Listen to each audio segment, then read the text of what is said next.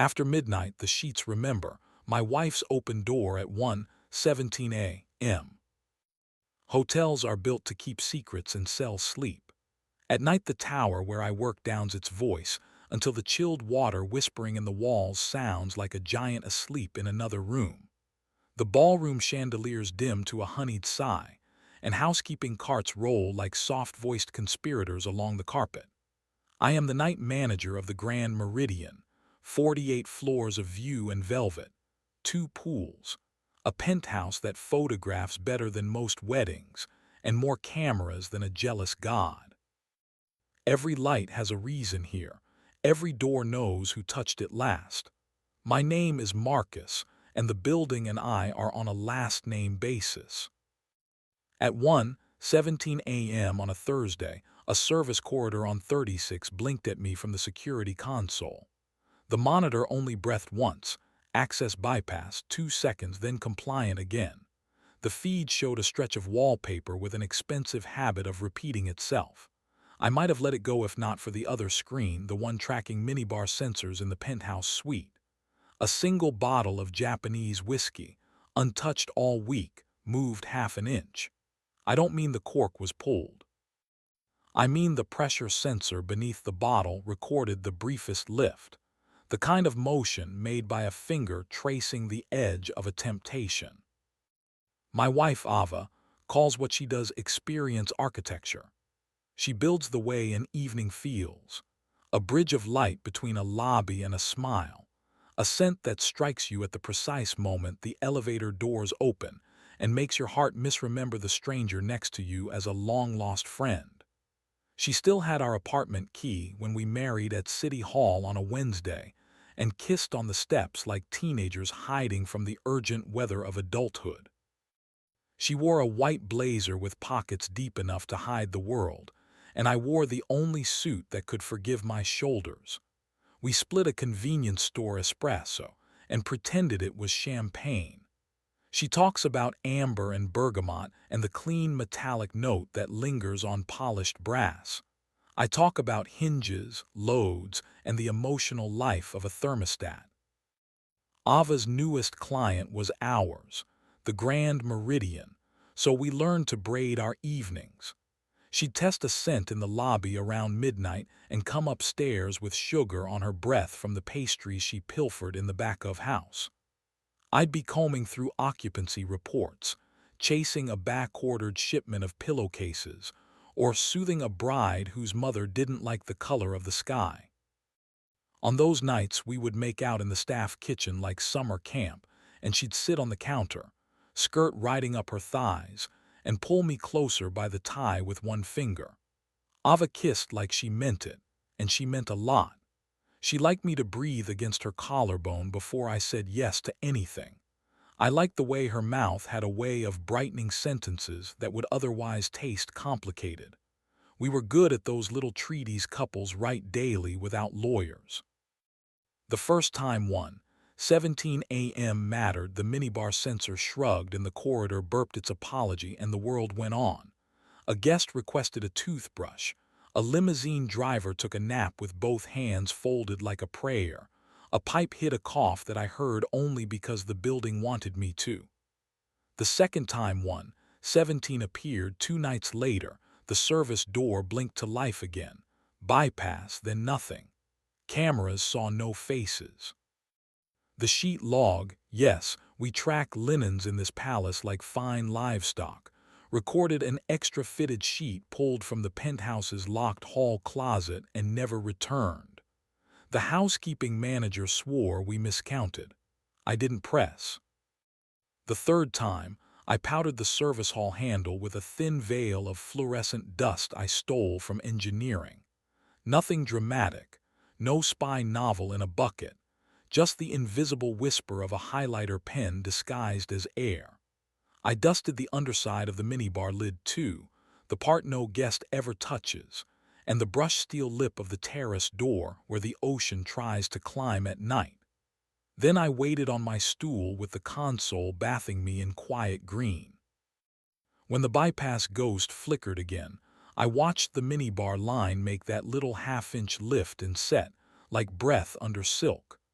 I felt the building look sideways at me.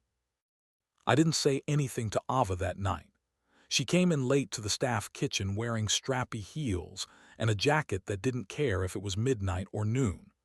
She straddled my lap and whispered the layout of a new gala into my neck while her hands mapped my back like a city she was planning to visit. She tasted faintly of grapefruit and something with a small engine. "This lobby," she said, "wants to smell like the memory of rain on a window. Not rain itself, but the part that makes you press your forehead to the glass." I cupped her face and asked, very softly, if rain arrived at 1:17 in the morning. She didn't look away. "Sometimes," she said. She unbuttoned my shirt with those elegant, infuriating fingers, then kissed me slow, conspiracy soft. After, with our heartbeats drying, she said, "Let have the grown-up talk." In Ava's mouth, the phrase tasted like a curse marked fragile. "What's the topic?" "The century we live in." She tucked hair behind her ear and let the silence warm the room. "Open." She held the word steady. "We set rules. We tell each other first. We love each other first. And we stop lying to the parts of ourselves that go hungry when the elevator doors say close." "You've written the rules already," I said, and I put my palm low against her spine because her body always told the truth. "I'm telling you before I act," she replied. "I can't do this without honesty. I won't." I swallowed and let the honesty sit there like a guest on a velvet sofa with too many opinions. We negotiated like architects of a bridge over dark water. No one from my staff, no one from her clients. Tell first. Condoms are sacraments. Our bed is a nation with borders. The hotel is a sanctuary. We sealed it with a kiss that felt like approval on a permit application. Necessary, solemn, slightly absurd, and hot anyway. Then she broke it. The day I knew, not as hunch but as indexable fact, the blacklight in the engineering closet made a new moon on my hands. The powder glowed like secret handwriting under my bare wrist. I took the elevator up to 36 and brushed the handle with a breath of the light. It glowed back, shy as a confession. The minibar's underside was a quiet galaxy. On the terrace's steel lip, a luminous smear shaped like the half-moon a mouth makes when it smiles against another mouth. I could almost hear the building elbow me in the ribs. You can forgive hunger, but can you forgive the kitchen? The other man had a name before he had a face.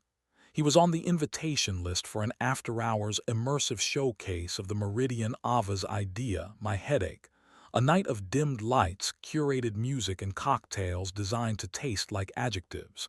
His name, Lucian Vale, on paper, visual storyteller. In photos, the kind of handsome that drags a room's brightness to his cheekbones. He filmed city rain as if he'd been hired to romance it, and he talked with his hands like someone allowed to touch expensive ghosts. He had the audacity to be polite. I don't know what people imagine when they hear open. They think of hedonists with calendar apps or hearts as large as airports or couples playing at catastrophe in soft lighting. What I learned is smaller. Open means you agree to treat desire like a weather report, probability of showers, flood watch, lightning possible after midnight. You build drains. You move your car to higher ground. Open still means your throat goes tight when a storm hits your favorite street. I asked Ava that night in our kitchen with the oven clock blinking its insomnia, "Is it him?" She didn't let the air hide her answer. "Yes." She took my hand. "I told you a week ago I wanted this. I'm telling you now I used it. It was careless to use the hotel and I won't again. I should have asked and I didn't. I'm sorry." "What time?" I asked and hated myself for it. "Marcus," she touched my cheek, "don't do that. Just humor me." "After 1," she said. "We both had a long day. We were curious. It was a mistake to do it there, but not a mistake to do it." She did not apologize for desire. I loved and despised her for getting the grammar right. We separated with the tenderness of dentists. She found an apartment 2 neighborhoods away with a sunny kitchen where Basil misbehaved and sunlight talked too much. She kept the kettle that hates to be quiet. I kept the chipped mug that forgives everything. We divided our previous nouns like civilized thieves. She kissed my forehead at the curb the day she moved out and said, "If you hate me for a while, hate me clean." I said I would try to hate her with manners. Lucien sent me a handwritten note via the concierge. He had lovely handwriting that made you forgive the message before you read it.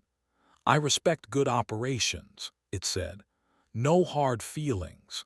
He included a hip flask engraved with fog. I poured it down the service sink while the drain made no comment about irony. The building calmed. Perhaps it was only my pulse. Perhaps a tower senses relief like a dog senses thunder. Either way, the consoles returned to humming their version of lullabies. Bypass stopped visiting my screens like a flirty ghost. The minibar behaved.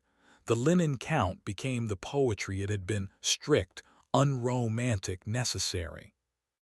Then Alina happened the way a sunrise does, with competence and a refusal to apologize for it.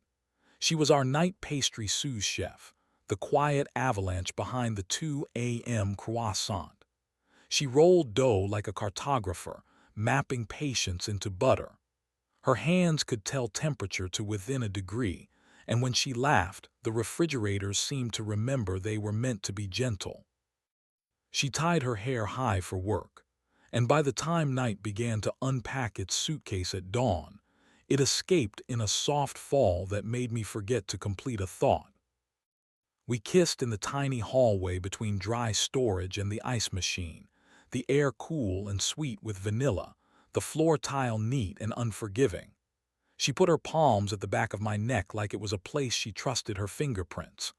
I tasted sugar and citrus, and the hard-earned fatigue of a person whose body makes beautiful things in the wrong time zone.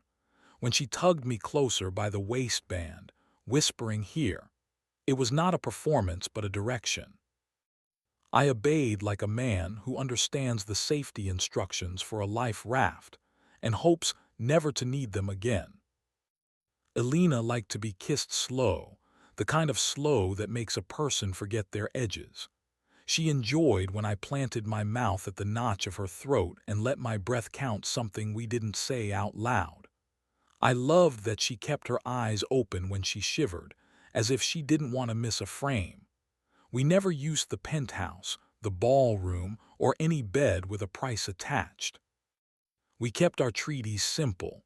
Don't tempt the building into gossip. Don't invite the past to dinner. Call desire by its first name and offer it water.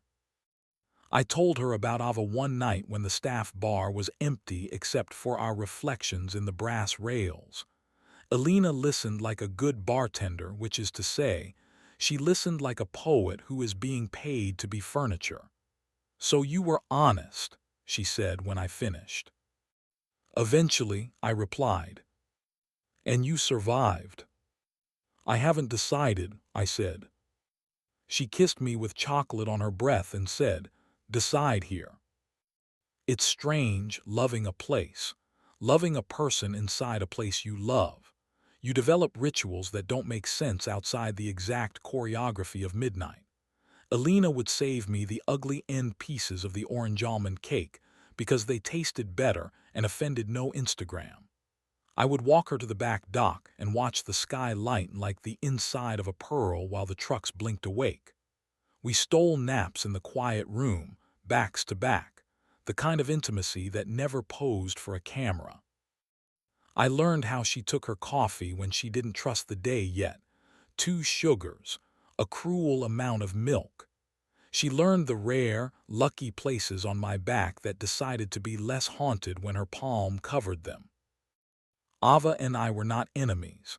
That felt like a failure of imagination. We became awkward professionals.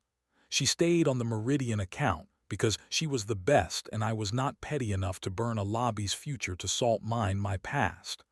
We texted, occasionally, with the care of diplomats coordinating a prisoner exchange. She sent a photo of Basil bullying a windowsill. I sent a shot of the concierge desk's holiday arrangement looking gorgeously ridiculous. She wrote once, "I hope your building treats you kindly." I wrote back, "It always has." She hearted it because she was that person. Lucien came to a shoot one afternoon like a rumor wearing sunglasses. If he felt sorry, it did not climb onto his face. He shook my hand. "You keep time well in here," he said, testing whether I would bite. "Time keeps itself," I answered, and took pride in making the line sound like a house rule, not a sermon. We were the kind of men who can dislike each other without bleeding on the carpet. That, too, is a form of civilization. If this were a revenge story, now is where I would tell you about the spectacular trap I laid, the scandal that poached careers, the karmic return addressed to a penthouse suite with an excellent view. I could have done it. I have the logs. I understand the ecosystem of favor and rumor. I know whose phones would vibrate if a video were to accidentally circulate of two beautiful people violating the privacy of expensive sheets. But hotels are hospitals for secrets. You don't work in one and fail to learn the Hippocratic Oath. First, do no harm to the rooms entrusted to you. Besides, Alina preferred I come home with flour in my hair and decency on my breath. Vengeance might be cinematic, but it's hell on the palate. I still wake sometimes at 1:17 a.m., not because I'm checking logs, but because the body is a grandfather clock that loves tradition. On those nights, I watch the elevator lights blink like polite fireflies and listen to the mechanical lungs breathe behind the walls. If I'm lucky, Alina's leg is thrown over mine with the unconscious authority of someone who owns her sleep. I slide my hand to her throat, not to press, never to press, only to rest there in that warm hollow where breath first becomes language, and feel her voice rise inside her even though she isn't speaking. The difference between ending and completion has a temperature. I didn't know that when I married. I know it now. A month or three after the dust settled, Ava and I found ourselves on the same balcony at a charity event, the city breaking itself softly on the glass below. She had cut her hair, and it was doing complicated, expensive things in the night breeze. "Is she kind?" Ava asked. She didn't say Alina's name, but kindness fits only one person in a question like that. "She's specific," I said, "which is the same thing when you get it right." "Good," Ava said. "Be good to each other." "And you?" I asked. "I am learning how to let morning into rooms that don't belong to me," she said. In her mouth, the sentence sounded like a liturgy. We toasted with water. She did not apologize again. I did not ask her to. There's a mercy in letting people leave your verbs without further injury. The building yawned below us, pleased to be draped in charity and music for a night. The ocean looked like it had achieved something by staying where it was. I wish I could tell you that after that, nothing frightening or interesting ever happened. But nights are never that respectful. A pipe would cough, and I'd go coax it back into behaving. A guest would misplace his wedding ring, and Alina would find it inside a dough bin because the world is a comedian. A storm would land with cheap shoes, and I'd learn how much wind a window can flirt with before it takes offense. People tried to love each other in rented rooms, which is another way of saying they tried to tell the truth elegantly and failed with style. Sometimes we succeeded. Sometimes we opened the wrong door. One last thing, and then I'll let you go. The building has this voice at dawn, a hum that leans, a note between apology and ambition, when the staff elevator sighs and the lobby mouthwash blue lights yield to something warmer. The consoles list their sins: one ice machine sulking, two forgotten wake-up calls redeemed by human apologies, one minibar tempted by gravity, now repentant.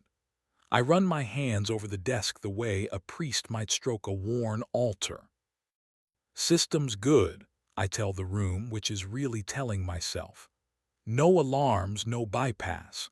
The monitors glow a calm that is honest but not naive. If the day ahead intends chaos, it will send a messenger in a uniform.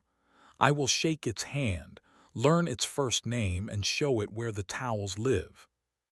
And when the clock clicks past 1:17, not the one on the wall, but the smaller one carved into my chest, I'll breathe out and be, for a while, just a man who forgave a door for opening and forgave himself for wanting to lock it.